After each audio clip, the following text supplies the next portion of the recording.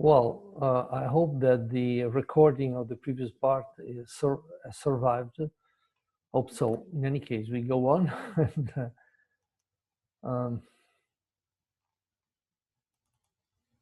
I was talking about this program, this process. We'll briefly say the same thing. So, as in the previous case, socket, bind, listen, and so far, is the until here is the same as before. But I was telling that this loop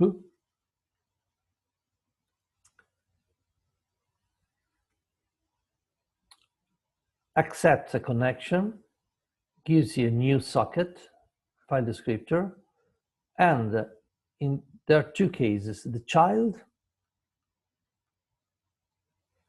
that does these lines of code, and the father just this.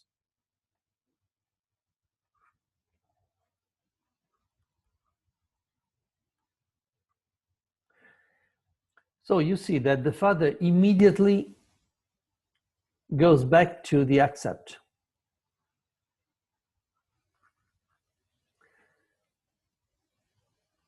The father is in loops forever, waiting here for a new request of connection. Just after the receiving a request for connection, it with the socket, a file descriptor for communication, it forks and runs a child. The child does something. Here is a function, do stuff. Does what it has to do, and then exits. So if while the child is computing, having received the message from the client, because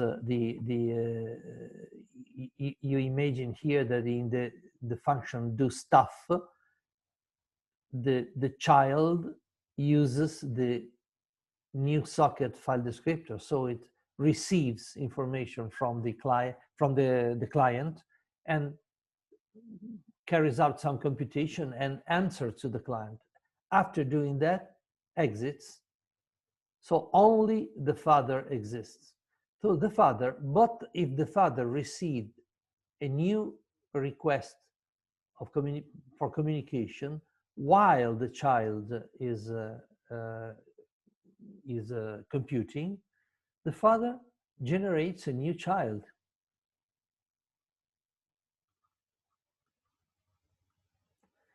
And if child 1 and child 2 are running, the father is already here, accepting a new connection. And if it is the case, it forks a new child and so on. So that's the reason why we have two different file descriptors. The outer file descriptor, the more general, is just the framework for communication. Using that, you can generate an indefinite number of new file descriptors for communication private to the process that are run by the fork here. So this is a generator of children processes, all identical probably, but may be different. It depends on do stuff.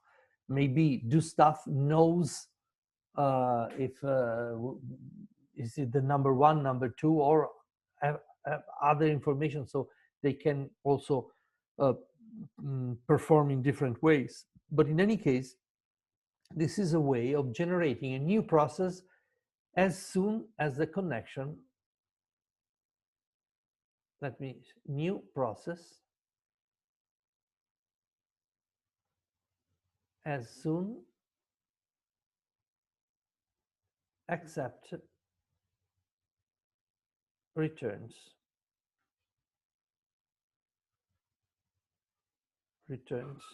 a file descriptor, a new file descriptor. You see, the accept returns a new file descriptor. All the file descriptors returned by the accept are inside the file descriptor, the more general file descriptor that is a socket. And so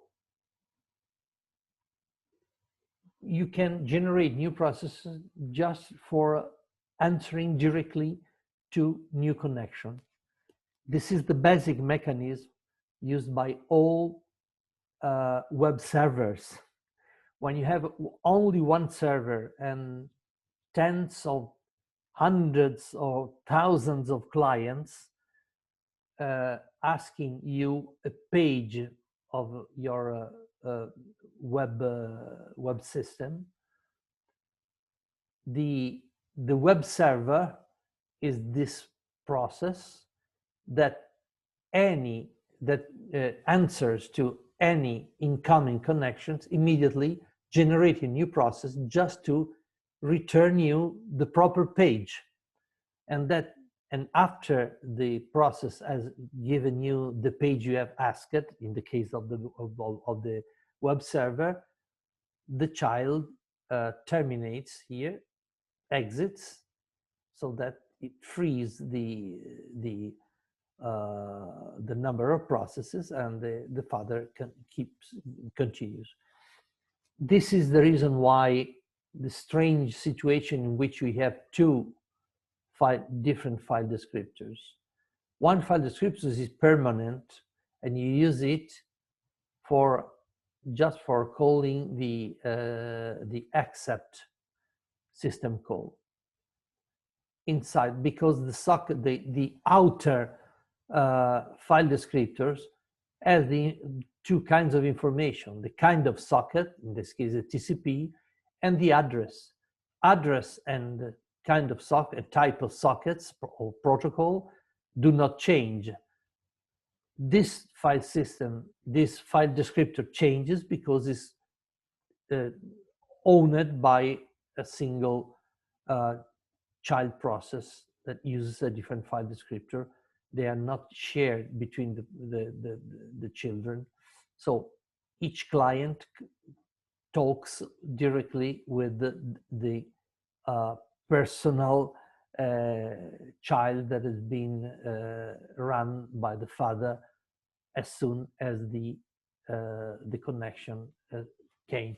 That's the that's the way sockets are used. In general, the simplest case of the previous example, in which you have only one connection, is not typical, even if you probably will use in your exercise or not. I don't know, but this is the typical way of using sockets, so that one server can reply to multiple clients with separate children processes, each one connected to its own client.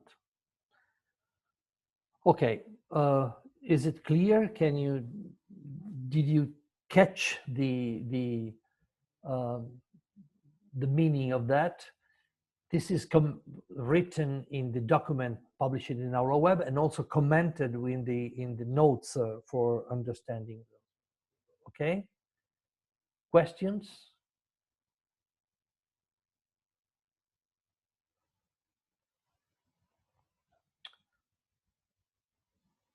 Okay, I think this is the most complex and tricky principle in POSIX IPC and is very important concept. So you must know how to use this, because there is a,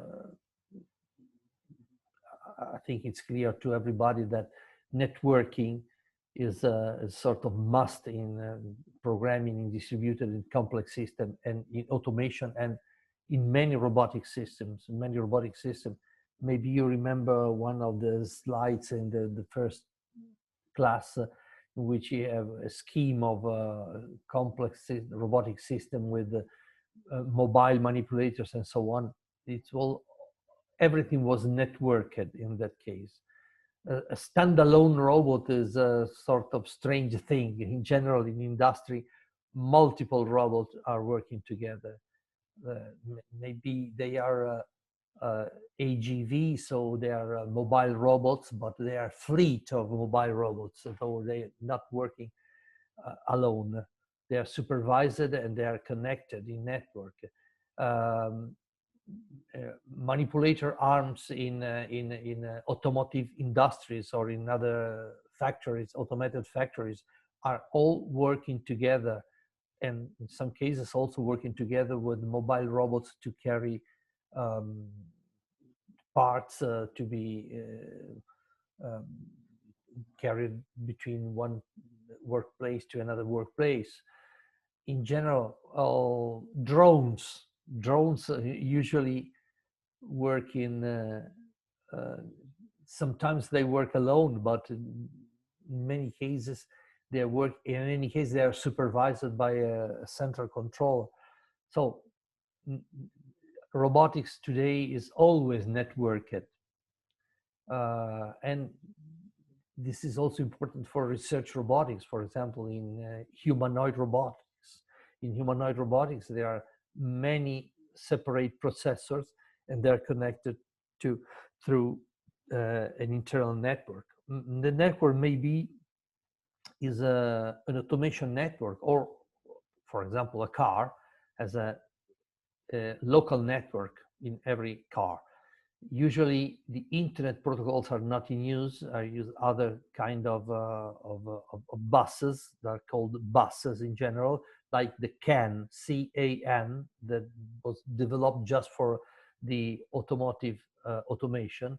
The CAN bus is a real-time bus able to connect everything using protocols that are different, but inside your software you will use sockets to connect everything. So sockets, even if at the end of the course, and it is a more complex concept, I think it's absolutely important. That's the reason why 2 assignments will be based on sockets, and you will be pushed to write simple programs using socket, even if sockets has this kind of drawbacks in the multiple system calls and a lot of apparently redundant parameters and so on. But in simple cases, you will see, following the examples I have put in Aula Web, you can just copy and paste more or less with small changes the same code, just to fit it with the single problem. Okay. So all the material is in Aula Web, and you will be you are asked to read with the and go line by line and to understand everything. Please do not copy and paste and try to see if it works. Do not write single lines that you don't understand. You must understand, even if you copy and paste and you are confident on the fact that it will work. Good. I have a thrill because I hope that the first part before the break of the recording is safe or not. Well, we will know at the end. Next step is, okay, so sockets are over from my point of view. You have to do exercises, and we'll try to start exercise today or tomorrow. Let me go back to the exercise of week 8. Let me go back.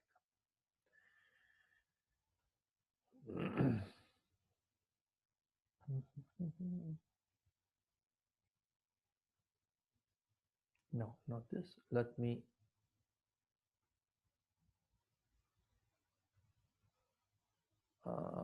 Okay. Good.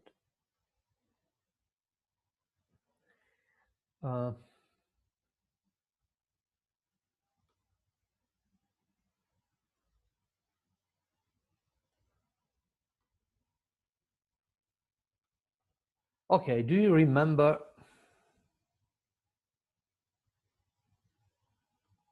it? The first problem I gave to you in the week 8 was just to sketch a solution, I think, just informally sketch a solution for this problem, typical of automation and robotics in general. You have several processes, different processes in green here, and you want to write the process and together with the monitor process. Monitor processes simply want to know if all processes are running, if they are using CPU, some simple concept. Maybe they are computing a wrong algorithm, or they are doing some error, but I just want to know if they are alive or not. The concept of staying alive. What is a system that stays alive? Stays alive in the case of process in general, has nothing to do with, say, I cannot write here, it's a PDF. The concept of staying alive. So is a process running or stuck in some deadlock? Is the process able to react? Normally, the simplest way of doing that is to see if the process is reacting to some interrupt or a signal. If you, in real systems, there is a hardware interrupt, so electronic interrupt generator that periodically sends real interrupts, not software interrupts, not signals, but real interrupts to the processes to see if they react. Normally, a process reacting to an interrupt is considered alive, even if it can do something wrong, but doesn't matter. The first thing is to know if the system runs. In jargon, is alive. In a reduced model, interrupts can be less safe, can be software interrupt. So in that case, for example, M solution, maybe M sends signals to the processes and checks if the processor reacts properly to signals. If they do, there is a good probability that the system runs correctly. And if the system is slow, you must find which is the reason why it's slow, but they work. If some of the processes do not answer, surely that means that something wrong has happened. For example, the process has died, or is in a state that cannot be cannot react. For example, is given in a permanently steady state,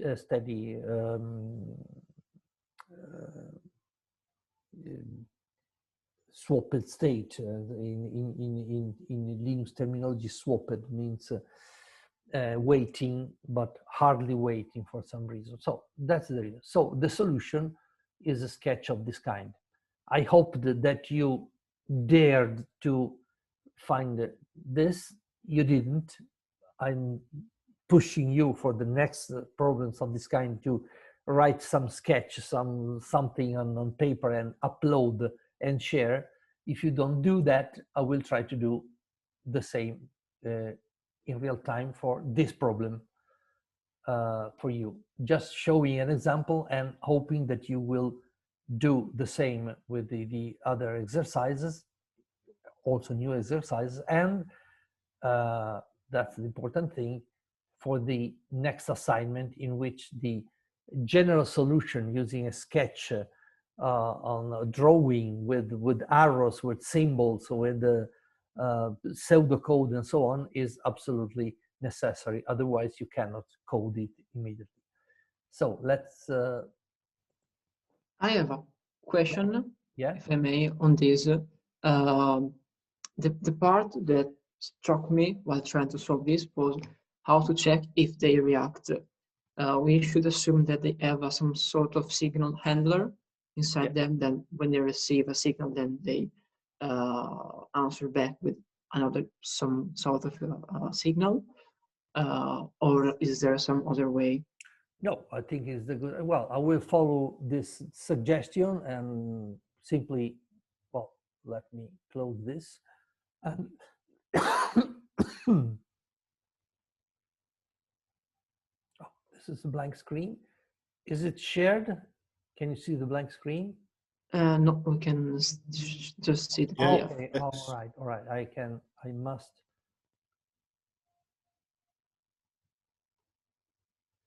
Now it is shared, okay? Okay, yes. We can do something like, well, just following this suggestion. I have some notes here. So the idea was the M and just two processes, P1 and P2. Depends on the amount of information you want. Well, in a more or less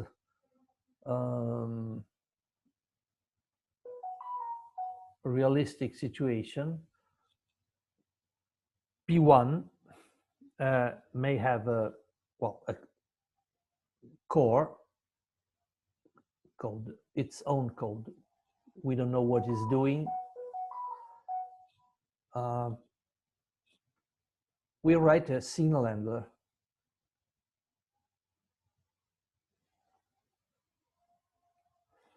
For some signal. Which signal? We don't know.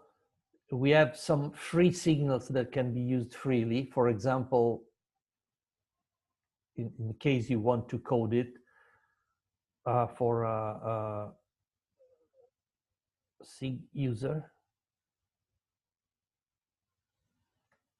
we have a table of signals. There is what in the slide, in the signal slides. I have also here, but it's not so easy to retrieve.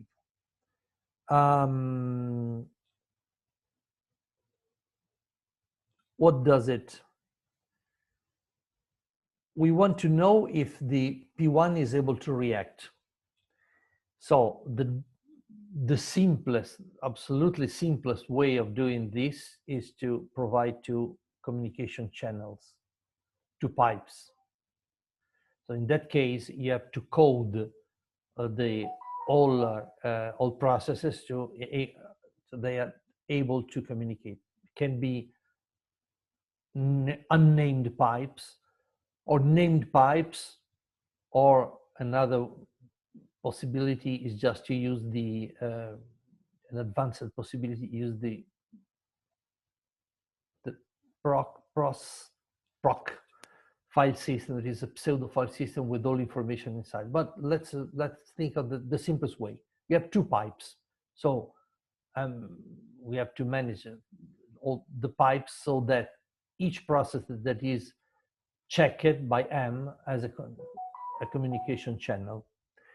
Here we can use a system call to, for example, just an example.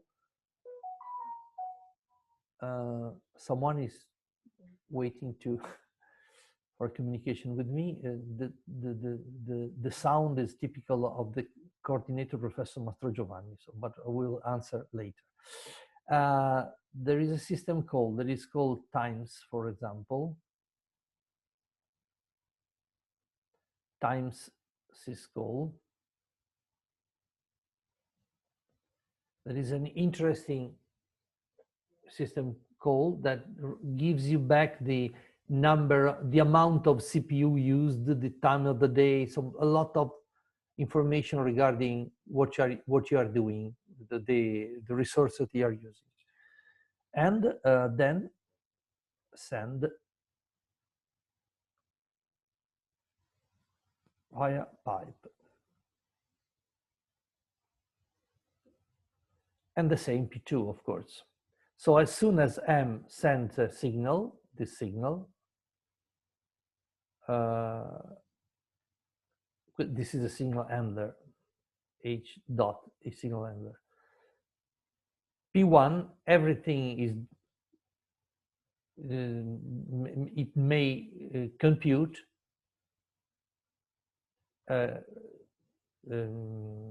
executes the signal handler,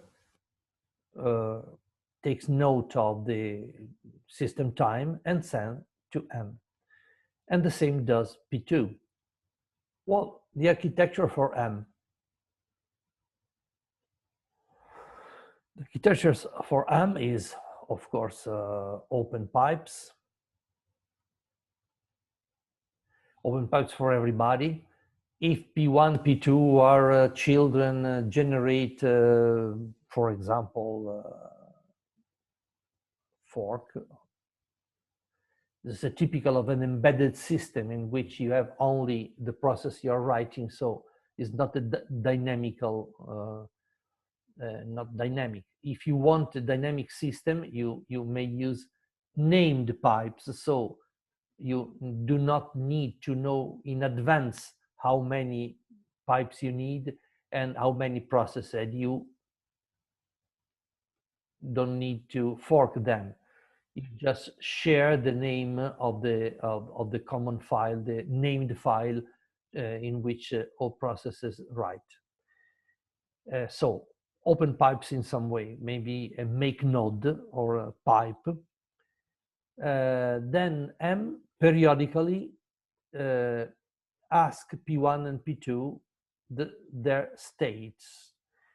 They can do, it can do in a loop, so in a while true, proper sleep, just to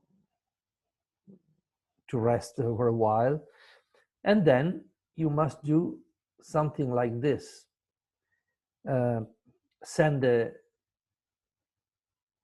kill sig user 1 to P1. And then you wait for the data. You wait non-deterministically because you don't, because if P1 is dead, you will wait forever. So you must issue a select.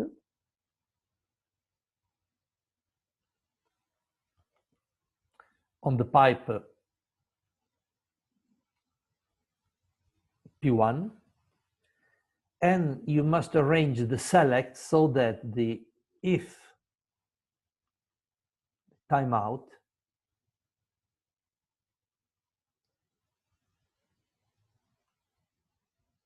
you decide that P1 is not in a good health because it does not answer. So you set the timeout, a reasonable timeout, because you estimate that in a few microseconds P1 should answer.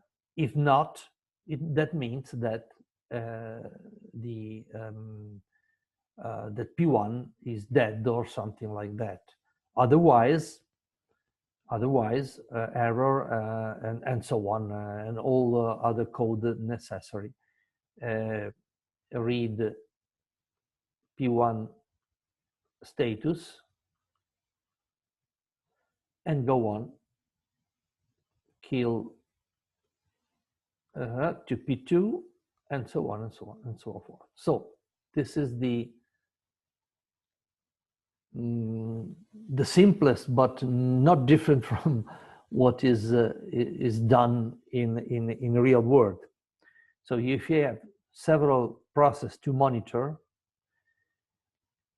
You send a signal to them periodically and check if they react. If they do not, in a given timeout, this is the true check. If they not, you decide for some recovery activity. Quick question. Yeah. Instead of timeout, we could perhaps use also the return value of the selector, which should be just the number of pipes that can be read. So if that return value is 0, we could assume that. But you must wait. Pipe. You must wait for you. In general, when you check if some processes are able to react, you have always a timeout, because it's based on the knowledge of the system, on the average knowledge of what is the capability of responding, and so on. If you use, I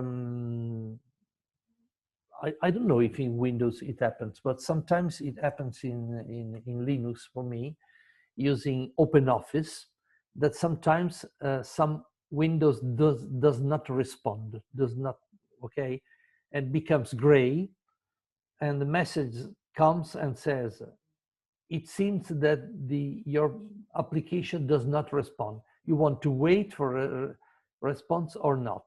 And the same in the browser and so on. This is the mechanism. You send the message, periodically send a signal, and with the timeout, that in interactive applications, in a desktop, maybe a timeout of seconds, of course. In an automation system, the timeout should be microseconds or milliseconds in general. Timeout is compared with also with the time in which the slice of time in which something very dangerous may occur.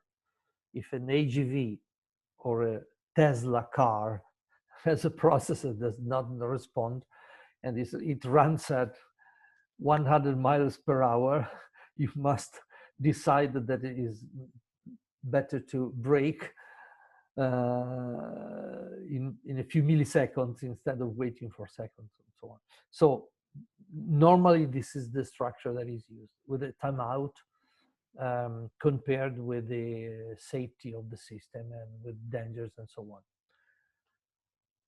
So can't we use, for example, the timeout as the timeout value of the select, since the select will have a timeout field that should keep checking for the timeout, yeah. And if no process, no pipe, sorry, okay, is readable in this case, that's the idea. For that length. That's the idea. If okay, so if you don't wait, but if you exit from the select with no pipes with data, that means an error. That's I didn't understand your first statement. Yes, that's the reason why. Okay, thank you. So it's either the timeout reaches 0 or no, or the return value of the select is 0. Yeah, that's that simple solution. Well, this is when I propose you problems to solve of this kind. The idea is just to write some notes, sketch, and to decide exactly which are the system calls. If you start from the system call you're using, you have solved the problem, because we don't use complex algorithms.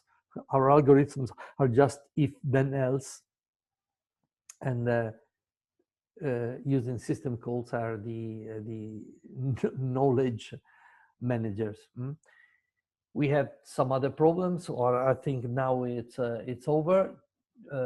If it's okay, tomorrow I will describe the next assignment that will be based on select and things like that, and I will give you 15 minutes or 20 minutes to discuss, 20 minutes to discuss and to have a sketch of the solution. So it's just a way of being faster in solving the second assignment, okay?